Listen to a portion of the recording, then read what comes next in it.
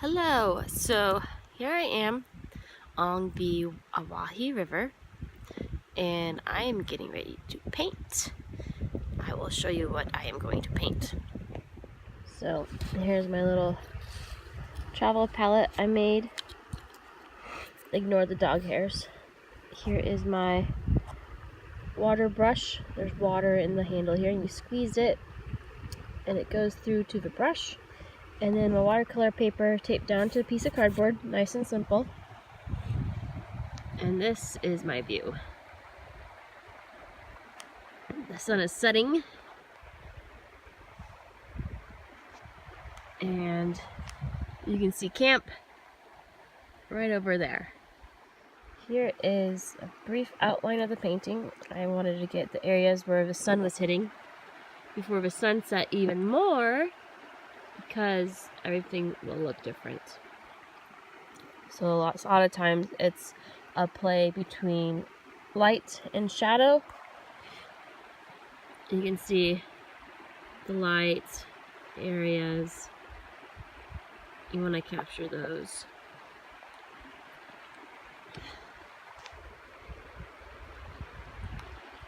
And I decided to have part of the cliff side go up and breaking the top of the painting to really show how tall it is. So I did a little outline of a riverbank. You can kind of see where it's darker along there, like a dark green. We'll keep that defined. So that's pretty much the composition of my painting around there somewhere. So I got some paint here. So this up here is mostly dry, so I'm just going to paint some of the. So I'm squeezing the brush in water. So you can see the water coming out. So you can take some of the cerulean blue.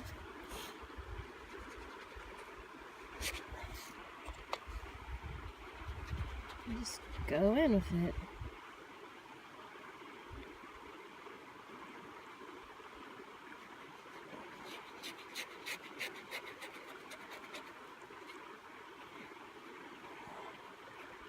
So I'm making a wash of this blue-green color. I am painting it on first to kind of help designate the shadow areas.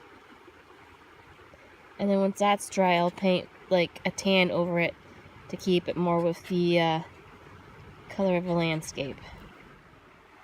While my shadows up here are drying, I am working on the water down here. Using a little cerulean blue, a little ultramarine blue, and then a little bit of this burnt sienna to calm it down, or else it'll be way too bright. There we go. That's a little more calm.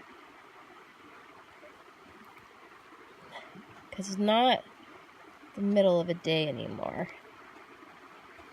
Or if the water is reflecting all the sunshine, it's more subdued. I can add a little bit more pop if I want to, color.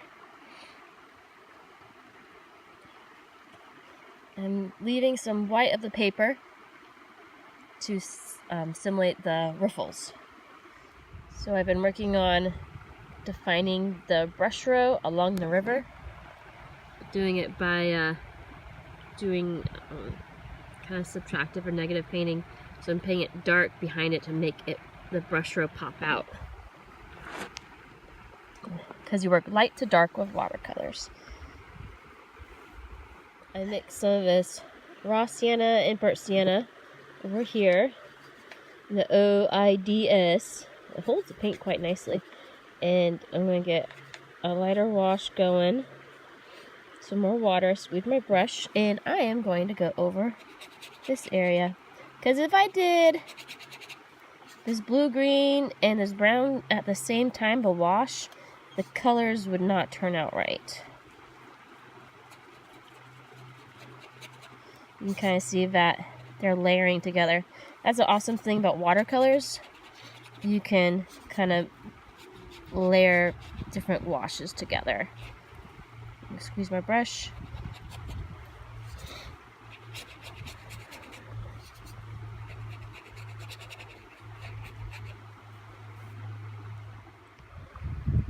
sometimes when you're painting, you decide something's not working for you, and so you change it to make the painting better. So I'm going to paint over this tree. I'm not a big fan of it right now. And it'll be like it was never there.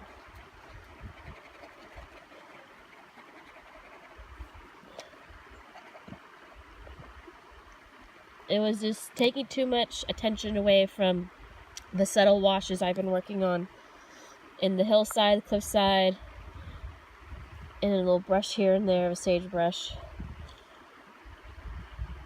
So I did a little forestry in my painting, you could say.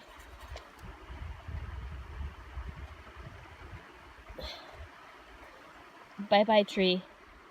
So I mixed some of my burnt sienna and then alizarin crimson and a little bit of ultramarine blue to get this really dark red color. This area is known for like the red type rocks. So I really want to use that to help define the landscape in my painting. So I am going for it with all this dark, deep reds and really going to make the rock and roll and pop.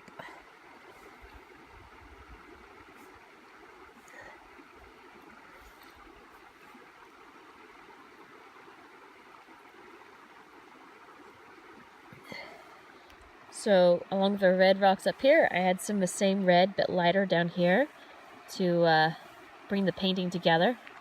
So it's one cohesive painting instead of like two paintings. And I added a little bit green up here because there's a little bit green up there too. Cole's on the lookout.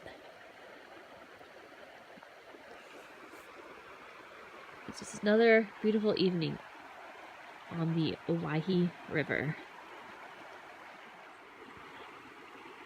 This little painting is just about done, and the day is just about done as well. Last of the sun going down. Some of the best colors, like here, it's what I would call palette mud. It's just colors that combine together. My little tiny palette kind of along the edges here, and I just pop it in. Who needs to mix neutrals when they all blend together in your palette anyways? So I'm really liking where this painting's going. John, my husband, just walked by from fly fishing. He's like, "Ooh, I like this one." I'm like, "Good." Maybe because he just caught a big fish. Alright. I think I am done with this guy. So thanks for watching my little painting that I created over on the Owyhee River, or Owyhee. It's however you want to say it. I'll have it spelt out for you and you can decide how you say it. It's over in East Oregon, south of Ontario, Oregon, closer to Nissa, just in case you know where those places are. Maybe, maybe not. So, thanks for watching.